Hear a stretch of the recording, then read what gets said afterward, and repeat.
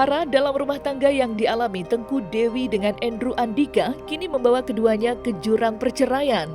Semakin kesini, Tengku Dewi yang tengah hamil tua menyatakan secara gamblang jika ia enggan rujuk dengan Andrew.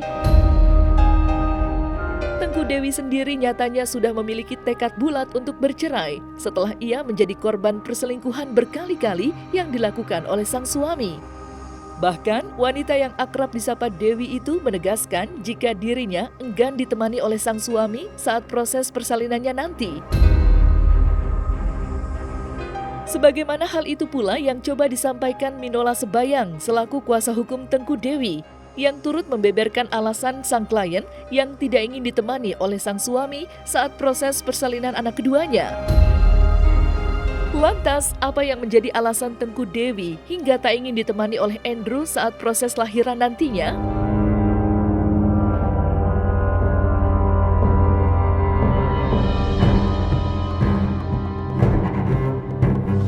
Kalau mengenai masalah anak kan dari awal Tengku Dewi mengatakan bahwa dia tidak melarang kalau Andrew ketemu dengan anaknya karena memang dia tidak ingin membatasi hak ayah untuk ketemu sama anaknya, hak anak untuk ketemu ayahnya.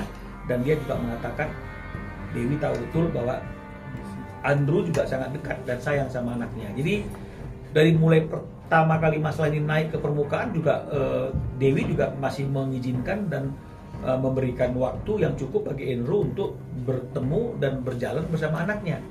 Nah justru karena diizinkan untuk bertemu dan berjalan sama anaknya ada peristiwa berikutnya kan begitu ya, tragedi yang ada seseorang yang mungkin menggunakan media sosial WhatsApp, chatting-chattingan begitu yang di dalam chattingan tersebut masuklah foto sang anak ini yang kemudian Tengku Dewi keberatan kan begitu ya. Jadi jelas sekali sikapnya Tengku Dewi itu tidak melarang karena dia tahu bahwa memang itu adalah hak daripada si sang ayah dan hak dari si sang anak karena nggak ada mantan anak, nggak ada mantan ayah.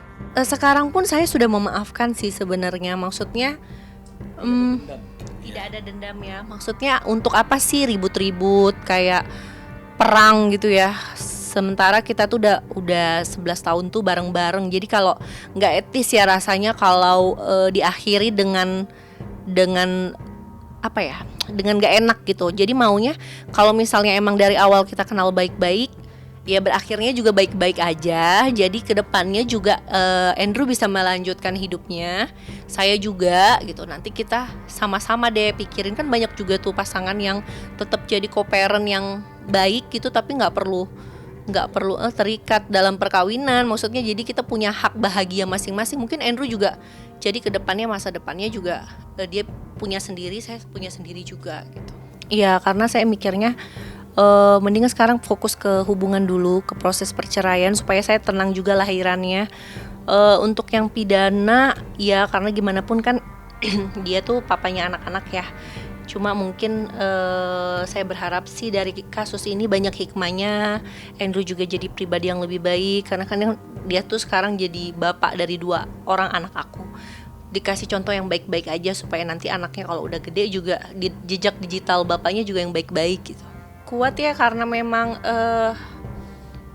bukan apa ya, karena ini hidup kayaknya kalau misalnya kita cuma mikirin nggak, siapa sih yang mau ada masalah, siapa sih yang mau ibaratnya cerai gitu kan. Cuma kan kalau misalnya emang udah jalan hidup saya, ya saya mau gimana gitu loh. Saya harus ikhlas, harus terima, harus legowo karena kedepannya saya juga kan punya anak, 2 orang anak yang harus saya hidupin gitu ya. Kalau saya nggak kuat nanti anak-anak saya siapa yang ngurusin?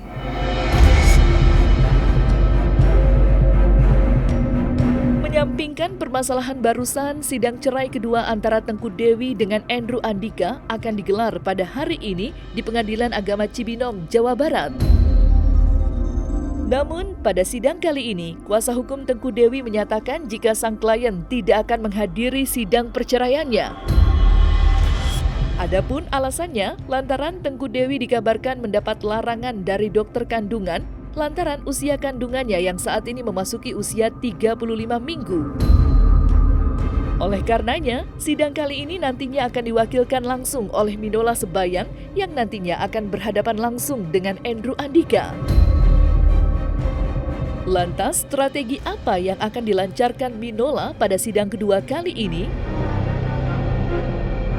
Sidang kedua, gugatan perceraian klien kami Tengku Dewi kepada suaminya Andrew ya. Nah, kami sudah sampaikan dan bicarakan dengan klien kami itu atas permintaan majelis hakim agar prinsipal dalam gugatan perceraian ini kalau bisa itu hadir dalam persidangan. Nah, kita sudah sampaikan, namun karena kita sama-sama mengetahui bagaimana kondisi Tengku Dewi yang sedang hamil tua, jadi sebelum memutuskan untuk hadir dalam persidangan, karena dalam persidangan juga itu kan pasti ada antrian, ada waktu untuk menunggu, ya apakah itu memungkinkan untuk kesehatannya apa tidak. Jadi klien kami kemarin sudah berkonsultasi dengan dokter kandungannya di rumah sakit yang menangani dia, dan ternyata itu dokter kandungannya tidak menyarankan Tengku Dewi untuk melakukan aktivitas yang terlalu berlebihan, ya karena kehamilannya itu sudah usianya 35 minggu kalau tidak salah 35 minggu, jadi tidak disarankan untuk melakukan aktivitas yang berlebihan. Besok sidang kami juga akan datang tanpa kehadiran prinsipal klien kami Tengku Dewi, tapi kami akan bawa surat keterangan dari dokter yang menyatakan klien kami tidak disarankan untuk melakukan aktivitas yang berlebihan, yang melelahkan, mengingat usia kandungannya yang sudah cukup tinggi. Kami belum ada komunikasi dengan tergugat, dan kami juga belum ada komunikasi dengan kuasa hukum tergugat. Jadi kami tidak tahu apakah tergugat itu sudah menunjuk kuasa hukum apa belum, kami tidak tahu karena kami tidak ada komunikasi dengan Andrew sebagai tergugat. Nah, jadi tentang kehadiran Andrew pada sidang kedua esok itu pun apakah dia datang atau tidak datang kami masih belum mengetahuinya sampai besok sidang dibuka. Nah, tapi yang pasti besok itu adalah sidang kedua.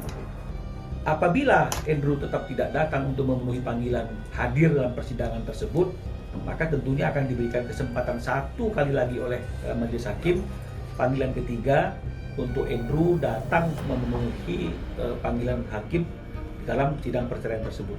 Jika tidak hadir juga pada panggilan ketiga, maka sesuai dengan hukum acara yang berlaku, perkara gugatan itu akan terus dijalankan, terus diperiksa, dan akan masuk ke dalam materi pembuktian, ya pembuktian dari kami sebagai penggugat dan juga pembuktian tertulis maupun saksi. Kemudian kesimpulan, maka akan kita lihat bagaimana putusan yang akan diambil oleh majelis hakim. Jadi boleh dikatakan mungkin akan diproses tanpa kehadiran tergugat. Kondisi Tengku Dewi sendiri kalau secara umum baik ya, tidak ada hal, belum ada gangguan-gangguan apapun terhadap kehamilannya seperti yang kami ketahui ya. Namun untuk menghadiri persidangan itu kan, karena persidangannya itu kan tidak bisa diprediksi karena ada antrian.